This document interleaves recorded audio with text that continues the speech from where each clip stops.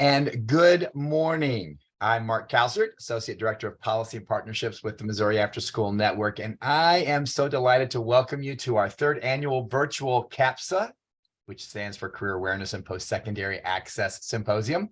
And this symposium is part of our College and Career Readiness Initiative funded by the Charles Stewart Mott Foundation.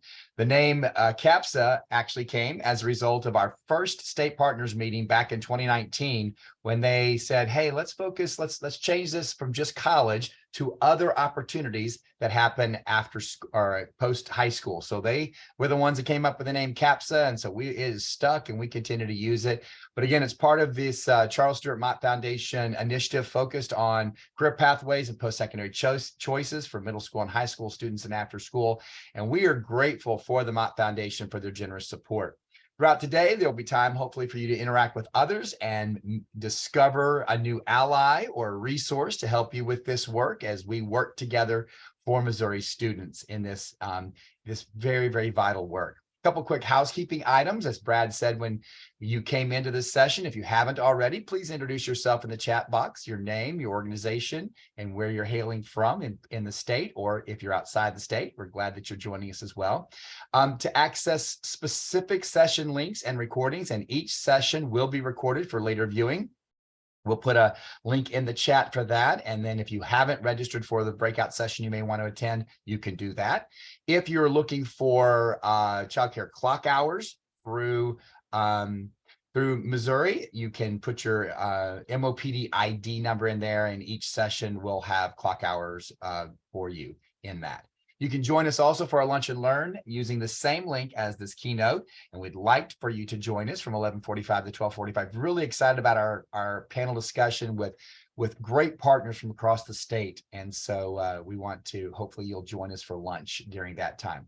You can put your questions in the chat box. We'll have a Q&A at the end. Also, our virtual hallway will be open until noon. Our Mason colleague Alicia Piero will be there as your host and can answer any questions. And so make sure we'll put that in the chat for you if you want to take a break and go into that room. And then finally, at the end of each session today, your host will put a link in for an evaluation. We truly want your feedback to make sure that this event is accomplishing its intended purpose, but more importantly, that we get your input on how we may improve it as well. And so I'm very grateful you're here with us. At this time, I'd like to introduce the Executive Director of the Missouri After School Network, Terry Folks. Good morning, everyone. Thank you for joining us today. The Missouri After School Network is one of 50 statewide after-school networks funded by the Charles Stewart Mott Foundation. All 50 statewide after-school networks work on issues related to policy, partnership, and quality. In the policy arena, the last few years, we've been very involved with helping to explain how school-age childcare is a part of the bigger childcare picture, so that as policies and things are developed to help with the recovery, especially related to the current workforce and having access to childcare, we want to make sure that policymakers know that school-age childcare is a part of that bigger picture, and that when children turn 6, we can be a part of the workforce solution. On the partnership front, we have a wide variety of partnerships that we do. CAPSA is one of the examples, but we also have partnerships focused on entrepreneurship and STEM and many other areas that we support the after-school programs that directly serve the youth in accessing resources and meeting other entities that can support their work. And then on the quality front, we help to ensure that there's a wide variety of training and technical assistance available to the program providers so that they can do the highest quality activities and services for those children, youth, and families. We are in our 4th year of this CAPSA initiative. The career awareness and post-secondary access work is additional funding from the Mott Foundation, and we're grateful for that funding. Helps us to be able to host events like this. Over those 4 years, we've formed a task force. Many of you have been members of our committees and helped us to shape this initiative. We've also gathered resources in the career awareness area to make available to after-school programs. We've started a peer learning community, and that's one that Mark and Aaron host on a regular basis to make sure that the staff that are delivering these career awareness and post-secondary activities have support in this particular content area. And then kind of one of our shining stars is this particular symposium.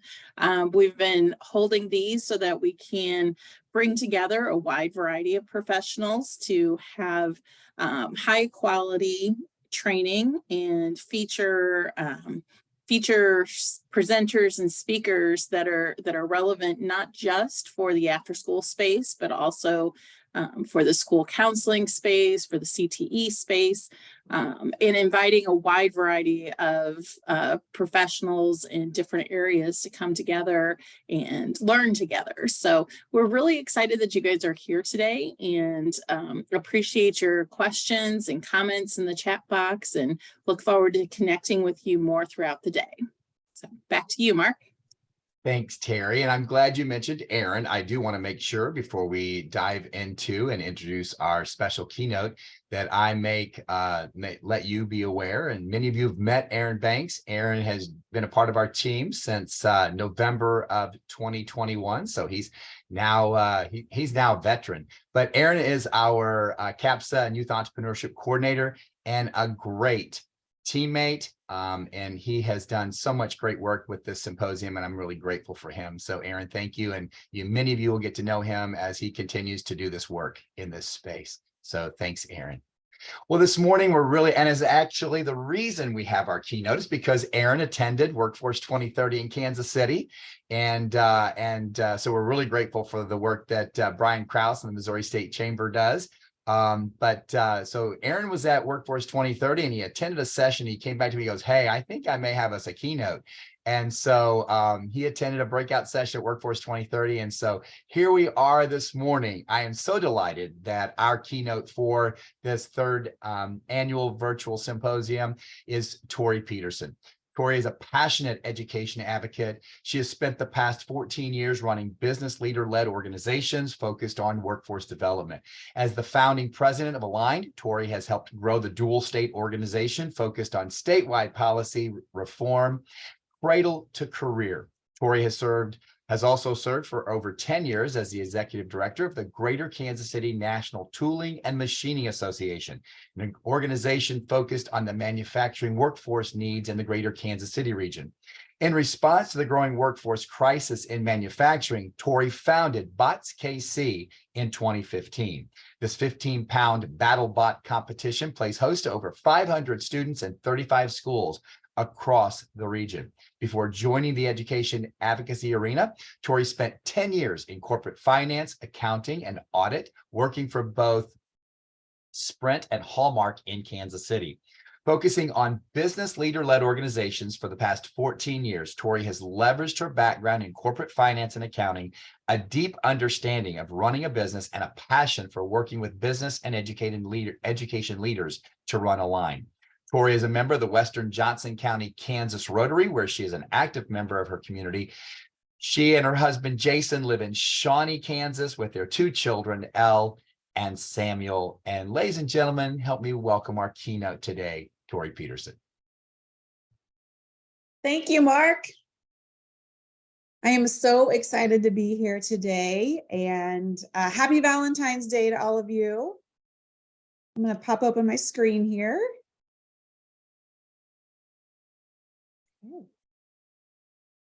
You all see my screen okay?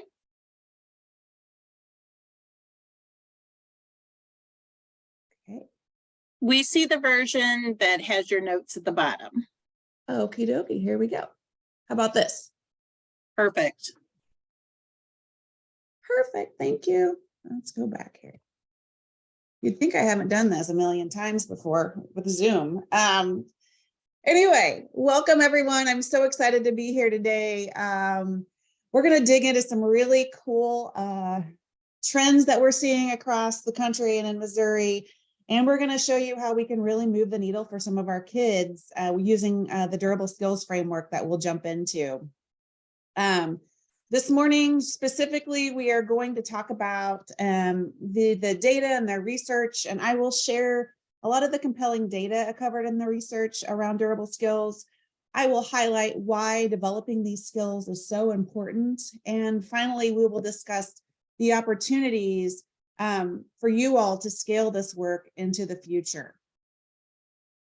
But before we jump into the nitty-gritty and some of the data and research, I want to give you a little background about how we got here around America Succeeds and Aligned. For America Succeeds, they're actually a national nonprofit organization that's worked for the last 10 years or so to engage business leaders in championing a more modernized education system. They bring together state organizations like myself, like Aligned, around policy and advocacy to get us to continually think about how the landscape is shifting in education, and then to provide the relevant research like durable skills that we're going to jump into today. Aligned, my organization, is a local business leader-led nonprofit organization. We are a nonpartisan organization focused exclusively on aligning business with education in Missouri and in Kansas. We basically work on state level policy, making sure that you all as educators and leaders for our students are able to do the work that you care about and prepare more students for the workforce of today and tomorrow. We fundamentally believe that there's an entire cradle to career spectrum of learning, which includes before and after care, summer programming, and home visiting. I also want to give you a little historical perspective on the durable skills movement and how it came to be. America Succeeds, along with the partners around the different states around the country, they spent about a year listening to business leaders, education leaders, lawmakers about how quickly artificial intelligence, automation, and technology were reshaping the jobs and the future of work. America Succeeds then released a report called The Age of Agility, Education Pathways for the Future of Work. This was around 2017 that this came out. During this same time frame, the World Economic Forum actually started discussing what they called the Fourth Industrial Revolution. Essentially, they predicted that millions of low and middle skill jobs were at risk of disappearing. They even predicted that some of the higher skilled jobs, medical, accounting, legal, all of those jobs would be radically transformed in the coming years. All great. Is anybody thinking, this is fantastic, I like it, what is agility? Because that's what I was thinking when it first came out. So I looked it up. And the definition of agility is to move, to think, and to understand quickly and easily. Simple enough. With the world changing at a pace that we can't predict, we have to rely on our education system and our students to be more resilient in the face of this uncertainty and change. Skills like self-regulation and relationship building, those develop into skills that include collaboration and teamwork, and those evolve even further into skills like management and leadership. And we know that there's a lot more different and engaging opportunities out there for our kids than what we've traditionally seen in the K-12 system. Real world learning experiences in particular, which I know many of you are already doing, those better prepare students for future success. Students need to see what they can be, and that requires a peek into the companies around Missouri and a real focus on the durable skills.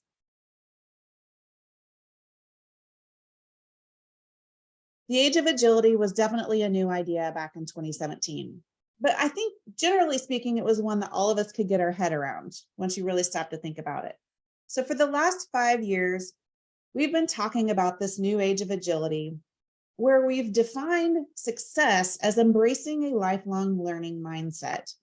You know, this notion of continually reskilling and upskilling throughout your career. We're never done learning, even as adults.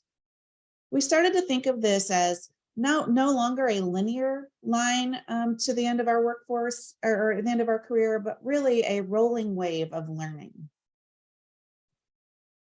When I started doing this work, I actually came across a quote from a former Google executive, Jamie Cassip.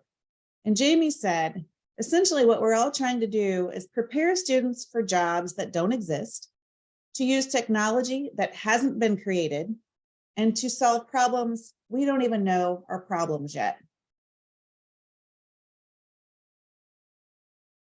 Okay, I've been talking for a few minutes. Can you guys pop up in your chat feature for me? I'm gonna pop mine open as well. Can you guys tell me what you see up here? Any ideas what this cartoon is?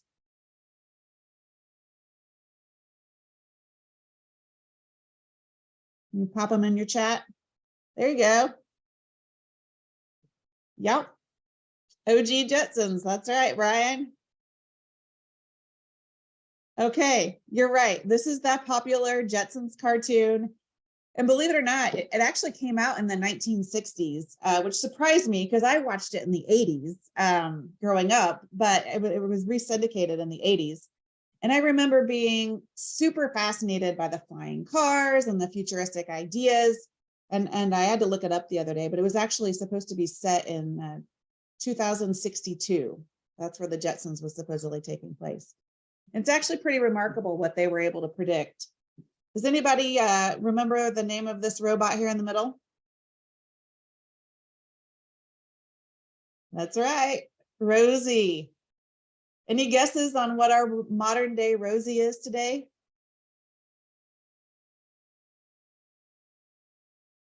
Yep. Who owns a Roomba? Kind of crazy.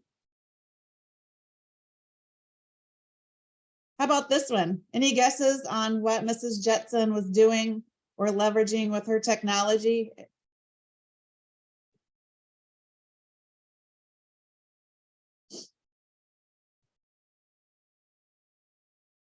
Yep. Nailed it. DoorDash, Grubhub. Anybody use those services? I'm too cheap to order them. It's cost too much, but my kids ask for them all the time. Yep, they're ordering food through their app. What about this one?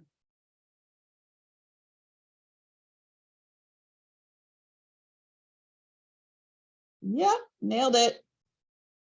What we all are doing today is Zoom.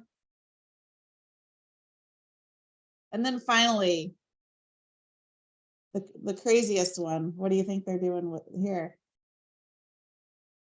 Yep. Apple Watch. I could have gone on for like 10 more slides, by the way. It's amazing what they were able to predict, you know, back in the 60s and 80s, even when it was re-syndicated. And I show you all this because my next slide, it bothers me.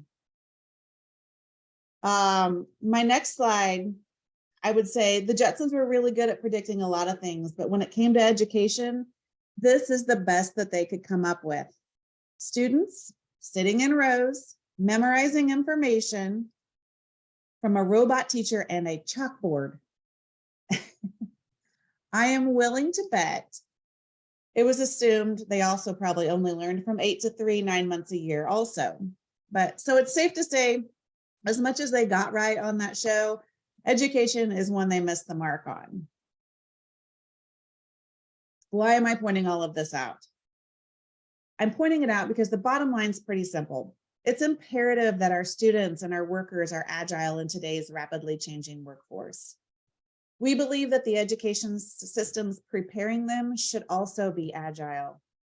We believe that the education system is far bigger than the school building most students are in from 8 to 3, 9 months a year. Which brings us to our topic today, which is our durable skills framework and the research that America Succeeds has done over the last couple of years. You're probably wondering what are durable skills exactly. So I'm gonna knock that out right away.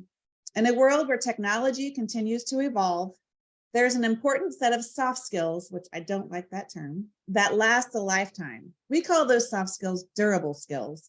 And they're a combination of how you use what you know, skills like critical thinking, communication, collaboration, creativity, as well as how you show up in the world, things that we all see as leadership, resilience, and self-awareness. It does sound a lot better.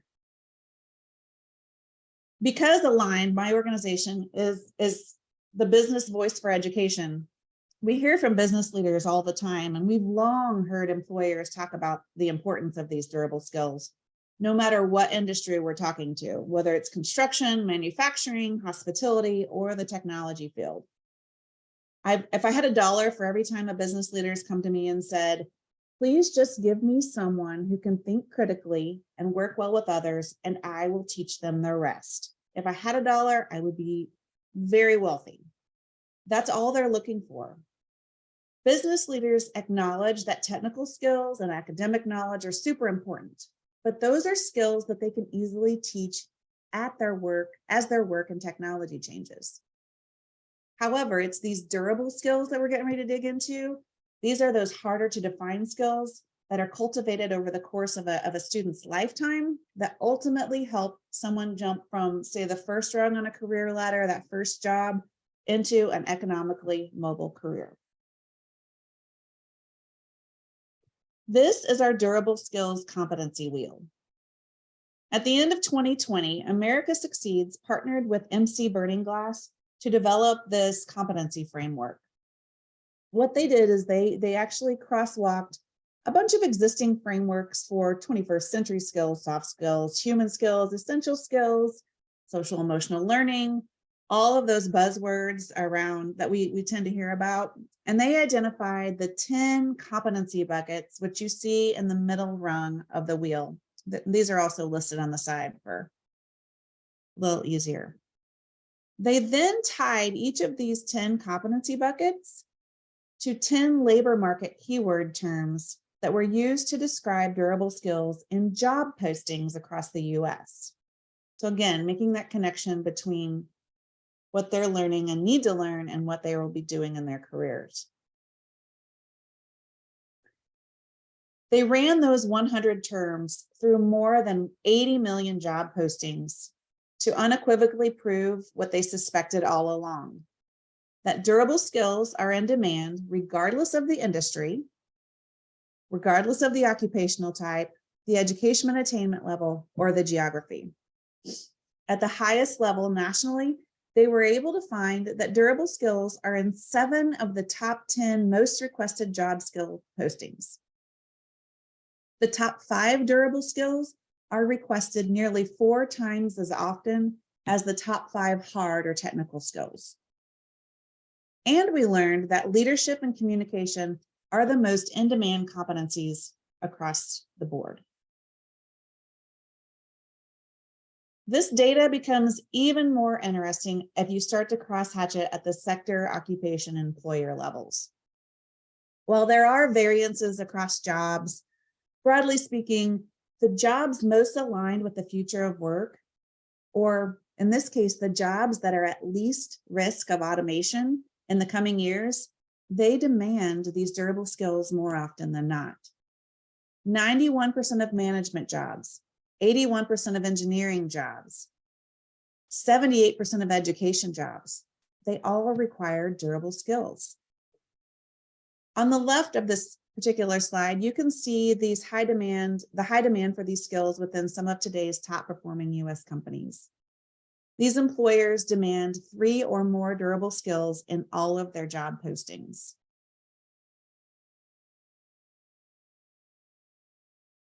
On this slide, you see the breakdown for Missouri, which helps us better understand the more local impacts of durable skills on the employment market. In Missouri alone, there were 2.3 million job postings that we ran through the durable skills database. And over half, roughly 55%, require at least 1 durable skill. If any of you are ever interested in a particular company in Missouri or Kansas, I have every company that ever has a job posting, and I'm happy to share that data with you as well. Here are just a few of the Missouri employers that demand 3 or more.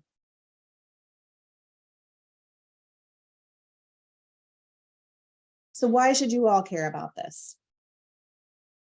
We care and we want to really focus on this work because we believe that better preparing students with durable skills is a key part of advancing their economic mobility, which we'll show you some proof points eventually, building a more and diverse and inclusive workforce, and ultimately achieving our vision that every student is prepared to succeed in any economy and contribute to their local community. We also realize that this is a really unique moment in time to advance this work.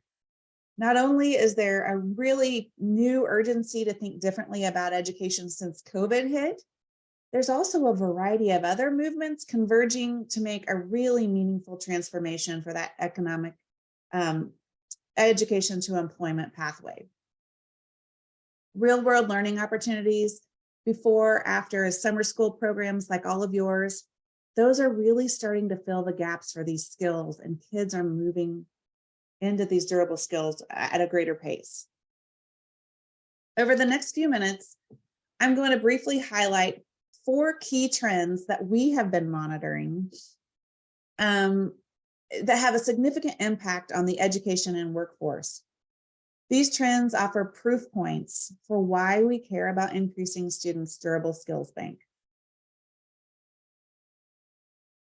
The first trend that we are monitoring is a decline in post-secondary enrollment. According to the National Student Clearinghouse, enrollment in post-secondary institutions fell by 4.7%, or more than 660,000 students in the spring of 22, so just almost a year ago. Since the start of the pandemic in 2020, enrollment has dropped by nearly 10%, or 1.4 million students in total. Another piece of that equation is that we know low income and rural students, women, and students of color have been the most affected by this exodus from the higher ed market. On one hand, we believe that more students are considering alternative pathways beyond high school, which is a good thing, right? On the other hand, it means that the skills developed within their pre-K-12, those first 18 years, that experience becomes increasingly more relevant in connecting them with in-demand career pathways. We have to do a better job getting durable skills into those first 18 years, both in and outside of the classroom. The second trend that we are monitoring is a shift towards skills-based hiring. While declining post-secondary enrollment marks a shift on the supply side, if you will, of the talent pipeline equation, the move towards skills-based hiring represents a major shift on the demand side. According to the Bureau of Labor Statistics, there are approximately 11.2 million open positions in the United States today. Most of those positions, about 62%, do not require a college degree. Because of this and everything else that we've touched on prior to this, employers are really starting to think differently about recruiting and retaining talent. Fortunately, this has created greater opportunities for the learners and workers with in-demand and transferable durable skills. The unfortunate reality in this equation is that the shift in perception is really, really difficult for parents and students to navigate, and employers for that matter. The American Student Assistant and Jobs for the Future recently released a white paper called Degrees of Risk. It summarized the perceptions of what Gen Z students and employers have of the education to career pathways. I put some of the facts up here, but I'll highlight a few. 72% of employers agree that a degree is not a reliable signal of assessing the quality of a candidate. 72%. However, the majority of employers still feel it's less risky to hire someone with a college degree.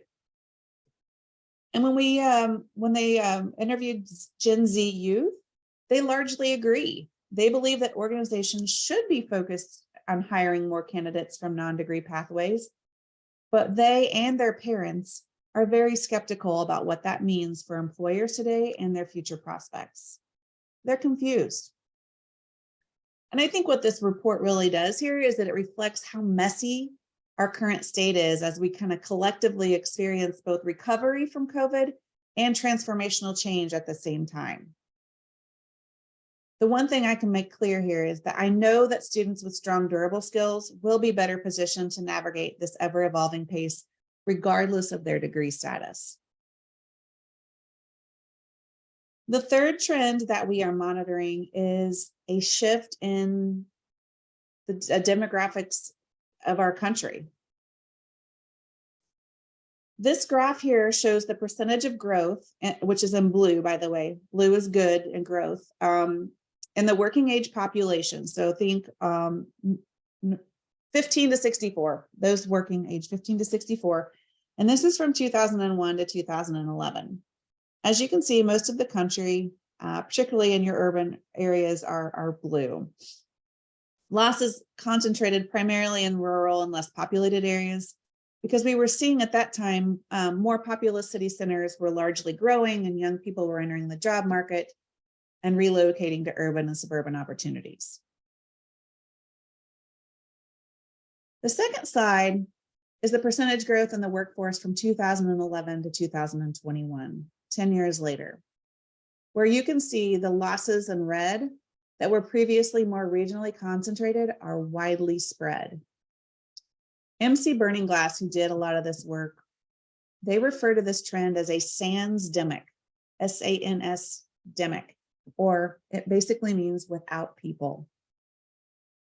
The US is currently experiencing the lowest labor force participation rate since the 1970s. Our baby boomer generation, which is our largest generation, they are retiring out of the workforce at record rates, and they're followed up by two significantly smaller generations. When you combine that with declining birth rates and a variety of other social forces, what we're starting to experience is the impact of not having enough people in the workforce. It's just math now. And I often have to tell our legislators this. They're not necessarily more people laying on their couches not working as there were 10 years ago. There just simply aren't more people anywhere. This particular graph is the best visualization that I have seen to understand the population dip that we are expecting.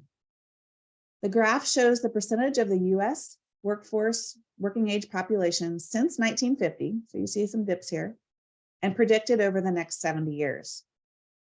The working age population is expected to drop nearly 60% in the next few decades, which is a pretty critical point for sustaining our economic growth as we really think about the employer on the other end of the spectrum. Another interesting dynamic is that the last time that we were close to 60% in decrease was during the baby boom, okay? When the dependent population in this country were primarily children. Those baby boomers were children. This time, this decline that we are seeing, the dependent population of baby boomers will primarily be over age 65. Given the steep costs of care for our elderly dependents, the financial burden on the working age population will be immense, which is why this trend makes it even more critical for today's students, and I mean every student, to get connected to a career with a long horizon of demand, a family-sustaining wage, and economic mobility. I wholeheartedly believe our country, our state, all of us should be thinking about talent as our country's most precious resource. The final trend that we are monitoring is the economic mobility and the future of work. If you remember when I started the presentation, I referenced the fourth industrial revolution that they started talking about back in 2017. And that industrial revolution and how it's reshaping the future of work. For us, that was compelling enough to think differently about the purpose of education and how we were preparing students for success. We also know that the 2020 pandemic has accelerated many of the related trends, specifically around remote work, e-commerce, and automation. According to McKinsey's report, significantly more workers than previously expected will need to transition jobs by 2030, with the highest concentration of workers in the hospitality, retail, and office support systems. All of that said, continued research about the skills necessary within various pathways, they do give us hope about the power of durable skills to prepare our learners and workers towards success. That same McKinsey report underscores that individuals need a combination of 21st century skills and technology skills in order to move into occupations in the higher wage brackets. So if you see over here, the first and second on the right. In this chart, durable skills are represented by the second and third bands from the top of each of these pillars. Higher cognitive skills and social emotional skills. These skills represent 64% of the skills needed in the top 2 highest wage earning jobs in the country. In other words, this is a pretty solid proof point that durable skills are the biggest driver of economic mobility for our students.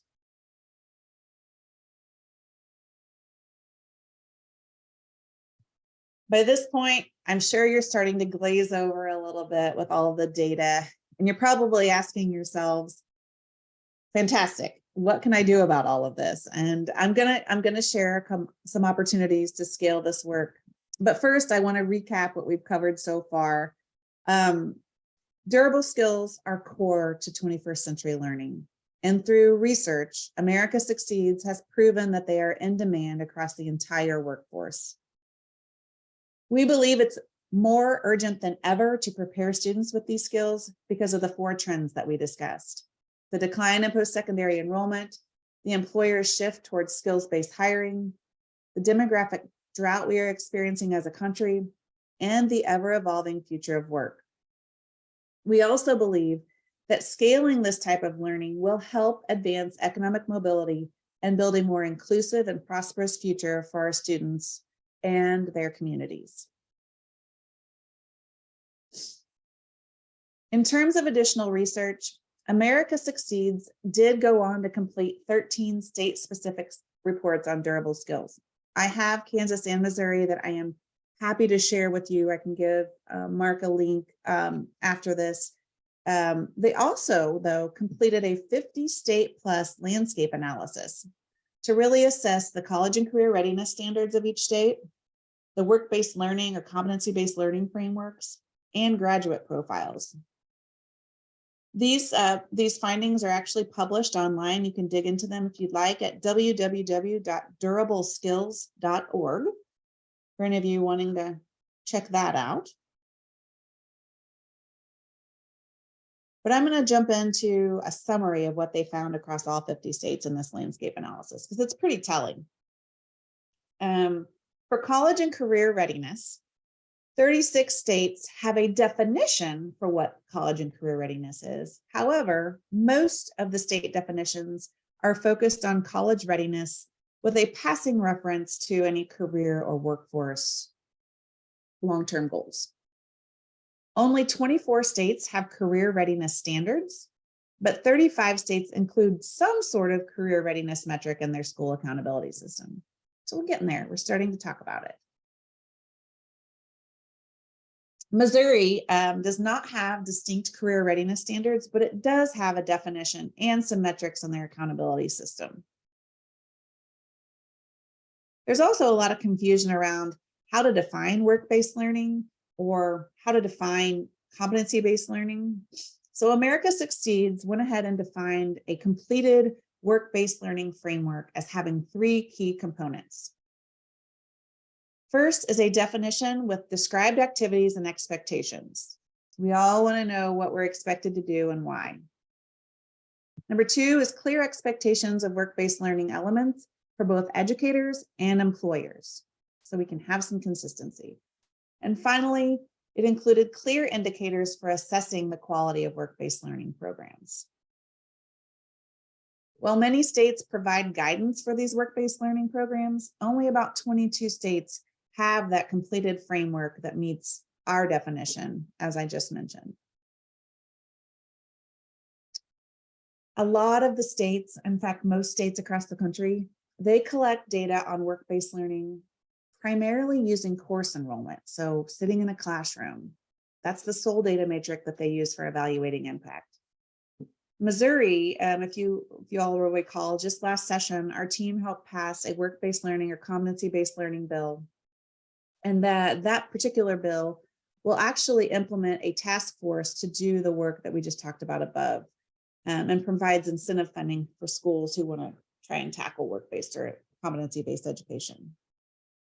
In addition to that, first step in competency-based learning, Missouri will be promoting some funding formula adjustments needed to ensure that all schools can access and fully implement work-based learning. The last thing that their landscape analysis looked at is graduation requirements, and it was a mixed bag. When it comes to setting a high bar for graduation requirements, states are all over the place. Some states are straightforward and consistent, include a fairly robust set of criteria beyond, just your traditional academic units, the number of credits you need to graduate. Other states are part of I would call it like a choose your own adventure model, but not all of them reflect really meaningful rigor when it comes to that model. Missouri is more of a coursework or class completion focused readiness scale when it comes to graduation requirements. So at the end of the day, we're hopeful that we can get to some sort of a hybrid where students are not only taking classes that show competency, but also can weed in some experiences and skill that they're getting inside and outside of the classroom.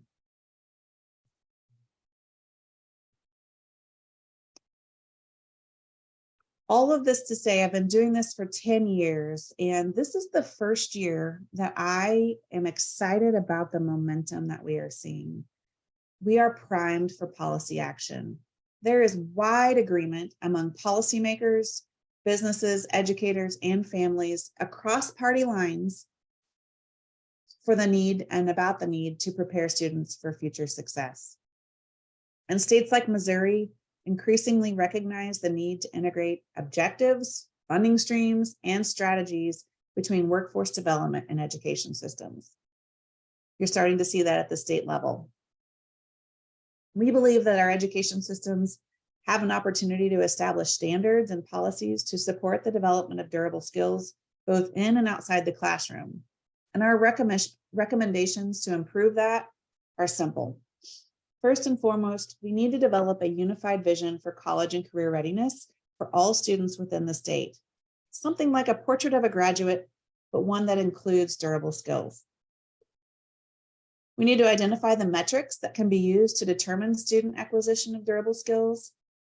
Ideally, that's through a range of experiences and assessments inside and outside of the PK-12 and higher ed systems. And finally, it's imperative that we collect, connect, and report on how well students are progressing towards readiness for success after high school.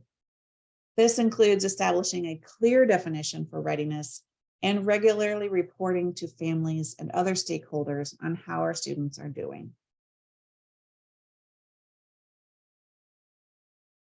One of the questions that always comes up in the Q&A after I give this presentation is, this is great, but how do you measure durable skills? How do you measure leadership? And it was a good question because I kind of scratched my head and thought the same thing when we started doing this. Last spring, America Succeeds partnered with an organization called CAPSA, and they launched a partnership to develop an actual rubric for durable skills across industry sectors. The ultimate goal with this rubric is to create a suite of workforce assessments, credentials, and trainings that all of you can access to help scale durable skills, learning opportunities across state lines and beyond K-12 systems. In other words, we have a package to coming that will help all of you be able to implement these and measure them. I have one ask for you all today. A big part of policy change and advocacy is storytelling. And for us, that means proving what's possible when students develop durable skills and highlighting the ways that you all have helped that happen.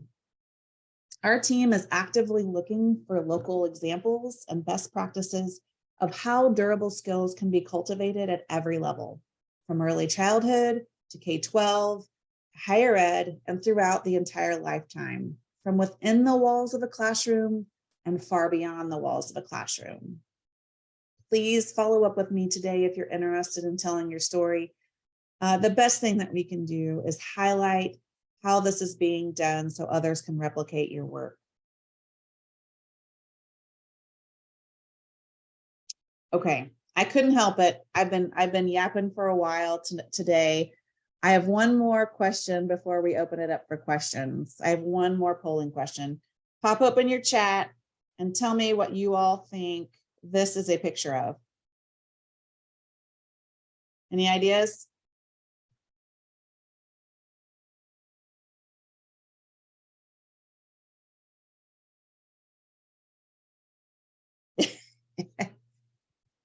Erin, you cheated. You know this one.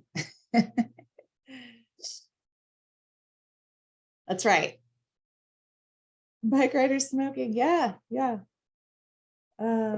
This is actually a real photo from the Tour de France in the 1920s. So about 100 years ago.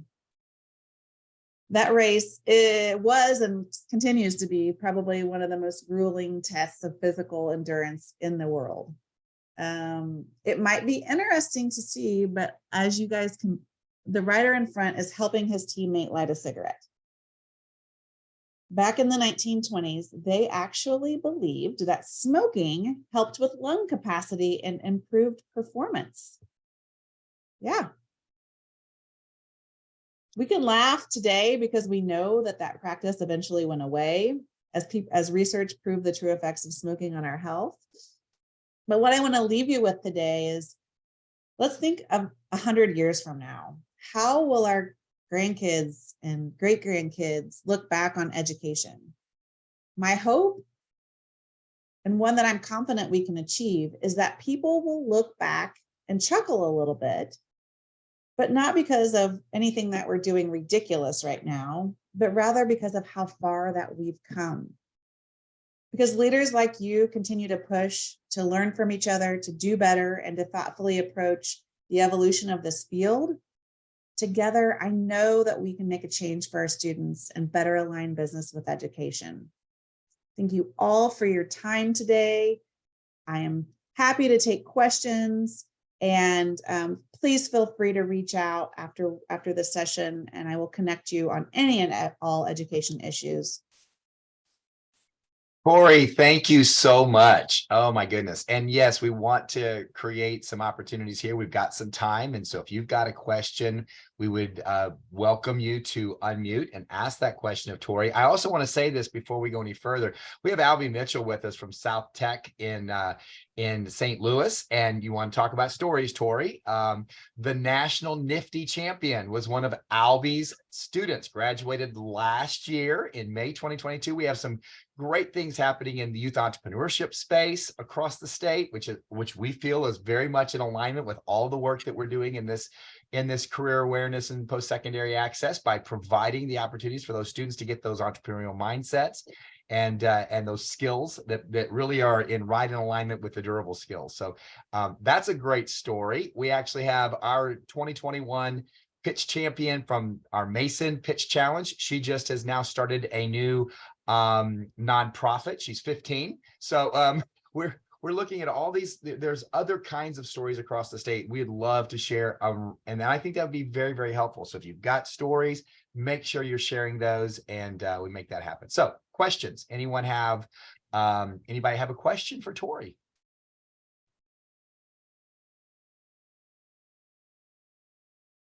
Go ahead, Albie.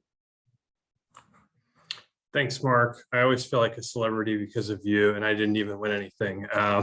But my question is, so we talk a lot about durable skills. We usually call them soft skills or 21st century skills. But I think people in CTE, which is the background I'm coming from, we definitely recognize the importance and significance of that. Every year we have students build a resume and do all kinds of different things to prepare themselves whether it's for competitions, going on to college, or applying for a job. And one of the discussions I constantly have with students is to how to highlight their durable skills, as you call them, in their resumes or when they're applying for a job. And that kind of connects to what you were saying a little bit. And part of what I've been taught is not to put like leadership and communication under your skills section, but to highlight it in like the cover letter, or try to weave it into your work or other types of experience. What advice do you have that I can share with students based on what you're hearing from business leaders and industry to help our students really highlight and put those durable skills they have forward in the most convincing and authentic way? Great question. And I think it's both, right? I would still list them in skills, but I think skills are better articulated in their experiences. So if I saw 4-H on here, if they're a 4-H leader, have done projects within 4-H, that should be listed on their resume. This notion that, we could only put our grades or degrees, that's gone away. We've gone to more of a badging approach where they should be listing all of their experiences and leadership opportunities outside of the classroom under their work experience. That's a great question. Albie, thank you for that question. We still have time for others. And thank you, Torree, for recognizing our friends in 4-H. We're really delighted. We get to partner with them because we're together in Extension, the Missouri After School Network, and State 4-H together. So we have great partnerships across the state with our friends in 4-H, and they do great work in this space with Youth Futures. And later today during the Lunch and Learn, you can hear more about that when Kelly Seals talks about that. Any other questions for Torree? And if you don't want to unmute, feel free to reach out to her, ask those questions. She will put her email back into the chat, or you can share it again real quick, Torree, before we leave so that folks can capture that. We are just delighted this continue to do this work together on so many fronts. Thank you. Happy to be here. I want to also make a correction. Earlier, I had said that the Lunch and Learn, which will be a panel, we've got represented on that panel. We've got right after this, we have 3 breakouts. So make sure if you haven't registered for those breakouts, we've got Brian Krause leading a session on Missouri workforce. We've got Sherelle Washington and her colleague Caitlin, who are going to talk about what is MOCAN. We're very grateful for the work that MOCAN has done over the last years. They've that's real new energy and bringing a lot of folks to the table. And we also have our friends from Kid Grit, a national organization on resiliency, doing a session called From Student to Scholar. And then in the Lunch and Learn, we've got our friends from Root Alliance, Missouri Scholarship and Loan Foundation, Missouri College Advising Corps, Missouri 4-H, Missouri After School Network, with our friends from 220 Leadership. We've got Missouri JAG Missouri. Let's see, I know I'm going to miss some. MOCAN is in there. We've got Journey to College from Missouri Department of Higher Ed and Workforce Development. I think there are 8 panelists. They're going to talk about what they're doing. And again, part of the reason for this symposium this year and our theme is there is so much great work that's happening, but often we don't know what else is happening around the state. And so the opportunity that we have to hear about that and then create these alliances, these collaborations, these opportunities to learn and grow from each other, and then use those resources. That's a big part of this work. And so we want to make sure that we get a chance to do that. So I may have missed one. I hope I haven't. Again, go and make sure that you come to our Lunch and Learn. And Brad has put that in the chat. You can get that link for that. Bring your lunch, and we're going to have a great time together.